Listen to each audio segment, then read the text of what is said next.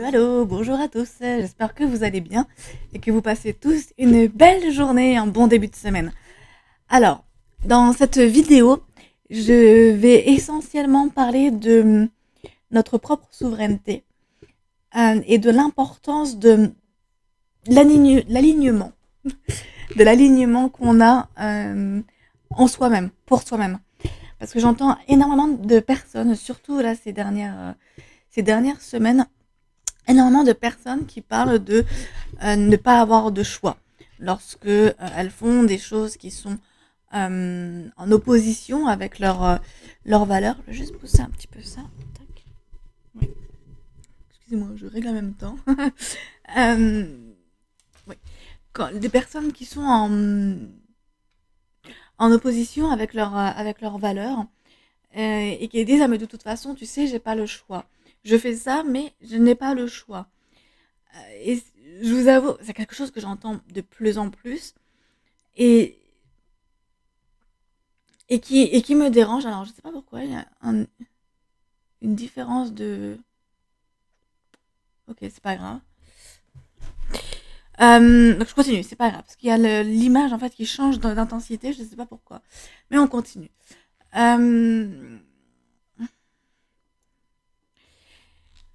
Et c'est vraiment un gros sujet d'actualité. Et j'ai le sentiment que on est de tout doucement, délicatement, mais vraiment étape par étape, en train de chacun à son propre niveau à aller vers sa propre souveraineté. Quand j'entends sa propre souveraineté, de quoi il s'agit exactement? Il y a plein de youtubeurs qui font des vidéos à ce sujet-là, en particulier dans le domaine de la spiritualité. Il y a par exemple Johan de... Je ne sais plus comment s'appelle sa chaîne. Merde, j'ai oublié. C'est... C'est pas grave. Donc, j'ai un gros blanc. L'intention base du changement, c'est bon, je l'ai. Qui fait plein de vidéos sur le domaine, sur le sujet de la souveraineté. Et c'est vraiment super important. Sa propre souveraineté, c'est quoi? C'est en fait accepter. C'est en fait intégrer au fond de soi que soi est plus important que, que ce que la société, que ce que la famille, les amis, le travail nous incite à faire. C'est vraiment quand on est souverain de son propre corps, quand on est souverain de sa propre vie, de sa propre âme, alors toutes les actions que nous faisons sont en adéquation avec nos propres valeurs. Euh, et c'est quelque chose qui est très, très, très difficile à développer.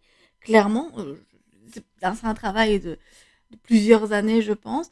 Moi, j'ai commencé à le faire il y a, c'est à partir du moment où j'ai été licenciée, en fait. À partir du moment où j'ai été licenciée, donc je l'ai appris en avril, fin mars, avril 2021. Non, on est en 2021, donc 2020, voilà. Et là, à ce moment-là, eh bien, ça me dérange. J'espère que vous ne les voyez pas, les changements d'intensité de lumière. C'est pas grave, je continue quand même. Eh bien, sans expliquer ici tout le contexte, dans le cas, pendant ce licenciement-là, on me disait en fait quoi faire, quoi faire de ce licenciement, de quelle direction prendre d'un point de vue professionnel. Et c'était des personnes qui avaient beaucoup d'influence sur moi et beaucoup de... je les voyais vraiment comme supérieures à moi. Et je voyais vraiment ces personnes-là comme elles savent mieux que moi. Elles savent vraiment mieux que moi. C'était une période de ma vie où j'ai commencé à recevoir les signes, à recevoir des communications, des signes, des synchronicités de plus en plus. Et en fait, au moment où on me proposait un nouveau contrat, à ce moment-là, j'ai entendu mais vraiment, c'était très particulier. J'ai entendu comme une voix, et même, il y avait vraiment, je vous jure, j'avais le stylo dans la main, le contrat en face de moi. C'était pas pour le signer à ce moment-là. C'était beaucoup plus pour le lire et pour se mettre d'accord sur les formalités, voilà, les différents points. Et là, vraiment, je sentais bloqué au niveau du corps, du genre, non, non, tu ne signes pas. Non, parce que là, ce qui est écrit noir sur blanc ne correspond absolument pas à tes valeurs. Et à ce moment-là de ma vie, je vous promets, je ne sais absolument pas où j'allais. J'étais absolument pas prête, je pensais, à aller vers à aller vers de l'indépendance, à aller vers quitter le statut d'employé, quitter le statut de, eh bien, on me dit ce que je dois faire, et puis je fais et j'opère, et puis voilà, et puis tout va bien comme ça. Mais en même temps, bah là, je parle beaucoup du domaine travail. Et c'est aussi quelque chose qui se traduit dans le domaine familial, c'est aussi quelque chose qui se traduit dans le couple aussi beaucoup. Euh, et aussi dans les relations amicales. Je connais des personnes qui sont complètement endoctrinées par des amis qui disent savoir mieux qu'elles ce qui est bon pour elles, pour ces personnes-là. Et ces personnes-là qui n'ont plus du tout leur souveraineté, elles sont là, oh oui, dis-moi, et puis je fais tout. Mais on, on- quand on est comme ça, on s'efface totalement. Et oui, le processus d'aller à l'intérieur de soi pour pouvoir vraiment faire ce qui est juste pour nous est difficile parce qu'il y a des sauts dans le vide à faire. Et ces sauts-là dans le vide, ce sont les plus durs parce qu'une fois que le saut est fait, en fait, il y a quelque chose qui se délivre en nous. Au départ, il y a eu de longues discussions avec mon mari quand. Bon, je prends le seul exemple qui est le plus flagrant. C'est le premier saut que j'ai fait, c'était de devenir indépendante et de ne plus avoir de contrat derrière qui me protégeait pour avoir des clients qui me permettent. Enfin, ce contrat-là me permettait d'avoir des clients de façon régulière et de continuer à faire ce que je faisais, ce qui ne m'épanouissait absolument plus, mais d'être dans la sécurité. Et en plus, on venait d'acheter plus grand. Et puis, voilà. Et on était en plein confinement à ce moment-là. Donc, en plein confinement, tu te dis, ouais, je vais me lancer en tant qu'indépendant. Tous les indépendants sont en train de galérer parce qu'ils peuvent plus travailler. Mais j'y vais. Allez, go. Et, euh, et c'était vraiment une épreuve de foi. Et en fait, cette épreuve de foi-là, depuis 1 an et demi que j'ai commencé ça, ah bah, elle est bien, bien, bien testée. Vraiment bien testée. Et cette épreuve de foi, je la sens vraiment dans différents domaines, que ce soit dans le domaine de la santé, que ce soit dans le domaine de la famille aussi, dans le domaine du couple aussi, où vraiment il y a ces tests, enfin, c'est c'est- c'est dur, mais chaque épreuve, et c'est ça qui est important de retenir, c'est que chaque épreuve qui nous fait arriver au bord du gouffre en disant, ok, tu sautes et tu verras ce qu'il y a en bas, eh bien, c'est ça qui nous rend mais vraiment plus forts. Et à chaque saut que nous faisons, à chaque saut que l'on fait, eh bien, on se rapproche toujours plus à l'intérieur parce que le saut, en fait, il nous fait descendre, mais à l'intérieur de soi. Et, et ça demande beaucoup de travail, ça demande aussi beaucoup de thérapie, d'avoir un accompagnement à côté, d'avoir aussi des proches qui sont là vraiment pour nous. Et parce qu'il y a souvent autour de nous des personnes, eh bien, qui se disent être là pour nous, mais qui au final ne le sont pas parce elles ne sont pas déjà alignées avec elles-mêmes pour pouvoir faire confiance à l'autre en face qui est en train de se jeter, tout simplement. Et, et en même temps, comme je disais, c'est une épreuve de foi où clairement derrière on se dit, ok, j'y vais, je sais que je ne suis pas seule. Et c'est quand vraiment j'ai compris que je n'étais absolument pas seule au-delà du couple, de la famille, des amis, etc. euh, j'ai senti à un moment, et c'était il n'y a pas si longtemps que ça en fait, hein, pourtant j'étais bien, bien, bien dans la chute, hein, euh, où j'ai juste senti que quoi qu'il arrivait, peu importe ce qu'il arriverait ou ce qu'il arrive, eh bien, je serais toujours rattrapée. Et ma plus grosse, mon énorme crainte, et là je vous raconte, voilà, de mon point de vue, mais vous, vous voyez le chien derrière, mais voyez-le par rapport à ce que vous vivez. Donc là, je parle essentiellement du domaine professionnel parce que c'est ça qui est le plus parlant chez moi. Mais voilà, vous pouvez le retranscrire par rapport à votre vécu à vous, autre. Et donc, par rapport à mon vécu à moi, eh bien, euh, il m'a été prouvé, et encore beaucoup plus depuis cet été, parce que depuis cet été, eh bien, j'ai lancé Imago le 3 juillet, et depuis le 15 juillet, je n'ai absolument plus d'indemnité. Donc, nous vivons avec bien sûr le salaire de mon mari, mais aussi moi, mes propres revenus. Et alors, ça fait quoi? Août, septembre, octobre, novembre. 4 mois, un peu plus de 4 mois après, eh bien, on a été tellement, mais tellement surpris de voir qu'au final, eh bien, là, je parle beaucoup plus d'un point de vue financier, parce que c'est quelque chose qui est très, très, très engrammé au fond de moi, de la peur du manque, la peur de pareil, de se retrouver à la rue, c'est une peur qui est très forte dans ma famille, et du coup aussi en moi, et ça m'a demandé un gros nettoyage par rapport à ça, où clairement, il y a eu de gros signes disant, hé, regarde, il y a eu d'énormes, oui, de gros montants qui ont été remboursés, qui venaient de nulle part, on les avait oubliés totalement, et ils sont venus, mais pile au moment où il le fallait. Mais pour ça, il a fallu que je touche mon plus pire cauchemar. Moi qui étais très très épargnante, enfin ça se dit pas, à beaucoup épargner, avoir beaucoup d'argent de côté, où il a fallu en fait qu'on touche vraiment le zéro sur notre compte épargne et aussi sur nos comptes courants, pour que je me dise non, en fait, ça va aller, ça va marcher. Mais pour ça, il a réellement fallu, et encore aujourd'hui, ça reste encore une épreuve de foi, parce que parfois, ces craintes reviennent, ça dépend des périodes en fait, à la surface, mais à chaque fois, il m'a été montré, il m'a été prouvé que, eh bien, on était vachement, vachement protégés. Et c'est ça, en fait, qui est super important, c'est que parfois, on prend des décisions dans nos vies. Les décisions les plus difficiles à prendre, ce sont celles qui nous concernent nous avant tout, et qui ne concernent pas le conjoint, le copain, le mari, l'enfant, le père, la mère, le directeur, le super pote, le super collègue. Non, ce sont des décisions qu'on prend en notre âme et conscience, mais alors là vraiment en notre âme et conscience, et que l'on prend pour nous. Et, et bien sûr, et c'est ça aussi qui fait peur, c'est que quand on travaille sur sa propre souveraineté et qu'on fait des choix qui sont en alignement avec soi, il y a un tri qui se fait autour. Il peut être aussi au niveau familial, il y a un tri qui se fait au niveau amical. Et oui, j'en ai perdu des amis, j'en ai perdu et j'en ai retrouvé d'autres dont je ne m'attendais absolument pas, qui sont venus de nulle part, de façon mais hyper surprenante, et je suis hyper ravie de les avoir rencontrés. Et je suis aussi attristée d'en avoir perdu, mais c'est qu'à un moment, il y avait un chemin qui devait se séparer. Ça devait se faire en deux chemins au bout d'un moment. Et puis voilà. Et puis, et puis c'est comme ça. Et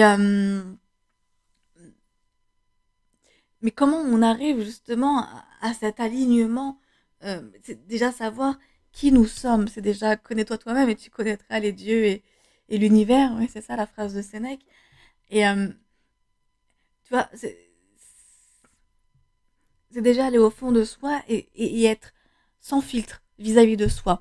Et j'ai remarqué avec les dernières séances que j'ai faites depuis quelques semaines qu'il était très difficile en fait pour les personnes, pour certaines personnes, d'être vraiment honnête, sans ego, sans questionnement, sans filtre, et de se dire oui, c'est vrai, j'ai cette croyance-là, et c'est vrai, j'ai fait cette erreur-là, et mais vraiment de se le dire en toute honnêteté et de se regarder en face dans le miroir et de se dire ouais, punaise, c'est vrai, je suis comme ça. Je suis un enfant immature, je suis un enfant capricieux, je donne ça au hasard. Je veux que tout tourne autour de moi et quand c'est pas le cas, ça me rend triste. Je donne des exemples vraiment. Voilà, attends, je regarde parce qu'il y a une envolée d'oiseaux juste au-dessus de moi, c'est magnifique. Dommage que je puisse pas tourner, sinon je vais tout enlever la, ah, les branchements, voilà, que j'ai préparés pour la vidéo. Donc, c'est quand on enlève ses propres filtres là, ses propres euh, croyances qui viennent de la famille, qui viennent aussi de notre âme mais elle-même, qui viennent des vies karmiques et, et tout ça en fait c'est tout un travail de questionnement à l'intérieur. Et bien entendu, bon, tout le monde ne se pose pas 10 000 questions comme moi et on n'est pas tous comme ça, on est une partie mais pas tous, ce que je comprends très très bien, et chacun y va à son propre rythme. Mais quand on enlève filtre par filtre, croyance après croyance, on se libère. On est vraiment en train d'enlever toutes les barrières que la société, que l'éducation de nos parents nous ont mises depuis des siècles en fait. Et j'ai une amie avec qui j'ai bien discuté samedi soir. On a vraiment, vraiment bien discuté.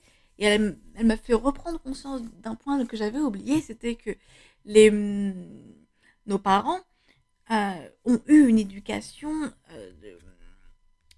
où c'est le parent lui-même qui sait ce qui est mieux pour l'enfant. Et j'entends encore des parents dire ça. Moi, je suis le parent, c'est moi qui sais. Sauf que, en fait, c'est pas vrai. Enfin, en tout cas, dans ma façon de voir les choses, je vois les enfants qui viennent ici en thérapie, et ma fille aussi, ils savent beaucoup mieux que nous, en fait, ce qui est juste. Et quand on est honnête, quand on est totalement transparent et on peut être hyper étonné de la capacité aux enfants de comprendre la vérité, mais vraiment la vérité, euh, vraiment expliquer voilà, la réalité des choses, je sais pas comment le dire, ils sont hyper ouverts avec ma fille, je peux parler de la mort, mais on en rigole, c'est parce qu'elle en a pas peur, parce qu'elle a compris que ça faisait partie intégrante de la vie. Euh, Par exemple, là je prends cet exemple-là de la mort, et puis même ça la fascine en fait, elle adore ça. Je sais que ça peut paraître bizarre, non, elle est très équilibrée, tout va bien, tout va bien pour elle, mais parce qu'en même temps, on est honnête. On a expliqué que le papy était mort, on a expliqué que la mamie était morte, on a expliqué les liens qu'on avait, que ce soit avec la mamie ou que ce soit avec le papy. Mais dans la vérité, pas dans oh, la personne elle est morte donc c'est la meilleure des personnes au monde. Non, on a dépeint les vrais personnages du côté positif comme du côté négatif parce que tout le monde en a. Et donc, du coup, derrière, il y a aussi une vérité familiale. Et ça, c'est quelque chose par rapport aux éducations de notre génération. Quand je dis notre génération, c'est peut-être je la ferai en très large, hein, de 20 à 50 ans, hein, peut-être même 60. Où en fait, il faut cacher les choses et l'enfant ne doit pas tout savoir, même si ça commence à disparaître, ça. Mais on a encore ce truc-là. Il faut cacher des choses, l'enfant ne doit pas tout savoir. Euh, et mal, Et donc, du coup, nous, on a été élevés comme toi, tu ne sais pas. Toi, tu ne sais pas qui tu es. Et c'est moi qui vais te dire. C'est moi, la société, qui vais te dire ce que tu dois faire de tes actes. Quels sont les actes que tu dois prendre, faire. Et puis, c'est moi qui vais te dire comment penser. C'est moi qui vais te dire ce qui est bien ou pas bien. Et c'est comme ça qu'on se retrouve à faire des études ou à ne pas faire d'études. Et à se retrouver dans un métier ou un travail ou avec une relation de couple ou avec des personnes, ben en fait, pouf, on finit la journée, on se dit, bah merde alors. Voilà. Alors qu'en fait, non, c'est pas ça la vie en fait. La vie, parfois, il faut faire, si nécessaire, il faut faire un gros nettoyage, c'est prendre le courage de se dire, ok, là maintenant, je vais faire des choses qui sont bonnes pour moi, tout en respectant toujours autrui, bien entendu, mais je vais faire des choses qui sont bonnes pour moi et je vais bien les faire et tout va bien se passer. Il y a quelque chose qui va irradier de l'intérieur jusqu'à l'extérieur. Et bizarrement, vous allez attirer des personnes. Je me rends compte depuis 1 an et demi, les personnes que je rencontre, mais c'est juste merveilleux. Mais jamais je les aurais rencontrées autrement sans le travail que j'ai fait depuis 1 an et demi. C'est des personnes qui m'apportent énormément de choses et à qui moi j'apporte aussi, j'espère, je pense en tout cas. Et qui, quand je les quitte, je me dis, ah, ça fait du bien. Ça fait du bien de les voir. Et c'est des personnes que je peux ne pas voir pendant 2, 3 mois. Et quand je les vois, c'est waouh, cool. Mais c'est des personnes avec qui je suis en paix. Je peux être moi-même. Je n'ai pas à porter de masque. Je n'ai pas à porter dans le sens figuré, on est d'accord. Quoi, dans le sens propre aussi. Mais je n'ai pas à porter de masque. Je n'ai pas à faire semblant. Parce que c'est fatigant de faire semblant d'aimer les gens. Ça me fait penser à mon amie avec qui j'étais samedi soir, qui me disait qu'elle avait entendu ça de la bouche d'une petite fille, qui disait ah, c'est quand même fatigant de faire semblant d'aimer quelqu'un. Et c'est tellement vrai. Et c'est en ça que les enfants sont beaucoup, mais tellement la réponse. Mais vraiment, quand on élève un enfant ou quand on est en contact avec les enfants, mais je le vois en thérapie, je le vois avec ma fille, ils ont mais tellement de réponses à nos questions en fait. Et parfois, je regarde ma fille, elle me sort des phrases, je la regarde et je lui dis, mais t'as raison. Parce que c'est pas nous, parents, qui avons la réponse à tout. Et si elle me pose une question ou qu'elle pose une question à son père et qu'on n'a pas la réponse, bon, on lui dit, bah, je sais pas, tiens, on va chercher la réponse. C'est... Et c'est ça qui est magnifique, en fait, c'est que les enfants eux-mêmes, ils ont déjà leur propre souveraineté. Ils savent ce que c'est que d'avoir sa propre souveraineté. Ils le savent. Et du coup, eh ben, nous devrions prendre beaucoup plus exemple sur nos enfants et leur expliquer, tiens, comment toi tu vois le monde. Pourquoi pas faire ça nous on appelle ça le rituel du dodo, mais pourquoi pas faire ça pendant le prochain rituel du dodo et dire, tiens, toi, comment tu vois les choses. Et si vous avez plusieurs enfants, de dire, et toi, enfin, je demandais à chacun des enfants, parce que chacun aura sa propre perception, et chacune des perceptions sera la bonne, parce que ils sont purs, en fait, et ils sont plus proches de la source que nous. Pour le coup, ils sont très connectés, ça c'est sûr. Et, et ils ont énormément à nous apprendre. Voilà. Donc, je pense que c'est tout. Est-ce que je voulais rajouter autre chose? Non, je pense que c'est pas mal déjà. Et là, il me semble qu'il est grand temps, avec tout ce que je peux entendre, qu'on parle d'actualité, euh, il y a énormément de personnes qui sont en train de remettre en question leur vie actuelle et qui sont en train de se dire, tiens, et si maintenant je prenais ma place? Et c'est beau. Et ne stress et vraiment, je vous assure, le plus dur, c'est de sauter. Mais une fois qu'on est dans le vide, on peut être que récupéré de n'importe quelle façon et vous serez très surpris de voir la façon dont je vois en 4 mois tout ce qui m'est arrivé avec Imago et ce qui est en train de venir avec mon livre et tout ça. Il y a des portes qui sont en train de s'ouvrir, mais j'ai rien vu venir. Mais heureusement, parce que je suis en train de. J'étais une personne très contrôlante qui voulait tout contrôler, tout savoir du futur, tout contrôler. Et là, en fait, j'ai totalement lâché. Maintenant, je me dis, je sais que je vais être surprise. Je sais qu'il va y avoir des belles choses qui vont arriver. Mais allez-y, montrez-les-moi. Et elles viennent tout doucement, quoi. Et vraiment, c'est une expérience qui est magique. Qui est vraiment magique. Et vous voyez, comme par exemple, quand je suis allée à la librairie, là, à Belleval, et que je suis tombée pile sur le gérant, il m'est arrivé la même chose avec une autre librairie à Luxembourgville, où je suis tombée mais pile sur la gérante. Parce que quand je le faisais, j'étais pas du tout dans le mental. J'étais dans le ok, je sens que je dois y aller, j'y vais. Et je me sentais comme poussée en fait. Je sais pas comment expliquer ça. C'est quand ton âme vraiment te dit quoi faire, ton mental il s'en va complètement et tu lâches. Et si t'as un non, eh bien c'est la bonne réponse. Si t'as un oui, eh ben t'es la personne la plus heureuse du monde et c'est la bonne réponse pour toi. Vous voyez par exemple, j'oscille entre le vous et le tu là depuis tout à l'heure, mais c'est pas grave, vous me comprenez, hein. Vous êtes plusieurs à regarder, mais en même temps, bref. Et par exemple, j'attends le retour d'une journaliste pour écrire un article. J'étais hyper déçue qu'elle me dise que le rendez-vous se fasse mi-janvier.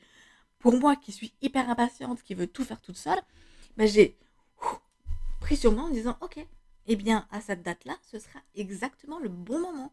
Ce sera le bon moment, et puis c'est tout. Et c'est juste accepter que les choses sont justes. Peu importe le tournant que ça prend, elles sont justes. Et pour terminer, parce que je vais bientôt devoir partir, mais pour terminer vraiment là-dessus, j'ai plusieurs personnes, surtout cette dernière semaine, qui me disent, mais t'imagines, Marion, j'ai mis autant de temps, autant d'années à comprendre, à passer le cap, à penser enfin à moi, il m'a fallu arriver à tel âge, patati et patata. Ou même une amie qui me disait, oui, il a fallu que je prenne un travail que je n'aimais absolument pas pour me rendre compte qu'en fait, il fallait que je sois indépendante.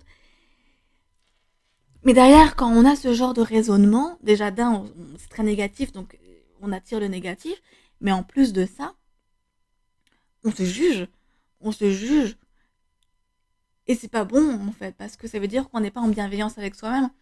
Parce que si ton âme avait juste besoin de vivre la pire des situations de couple, ou la pire des pires situations professionnelles, familiales, etc., pour que le balancement se fasse, alors c'est juste. Il y en a qui disent, mais t'imagines le temps que j'ai perdu? Mais en fait, on a l'éternité. Là, on vit dans cette vie-là. Mais notre âme, elle est éternelle. Vous imaginez juste 60 ans dans une vie d'âme, mais c'est que dalle, en fait, c'est juste que dalle.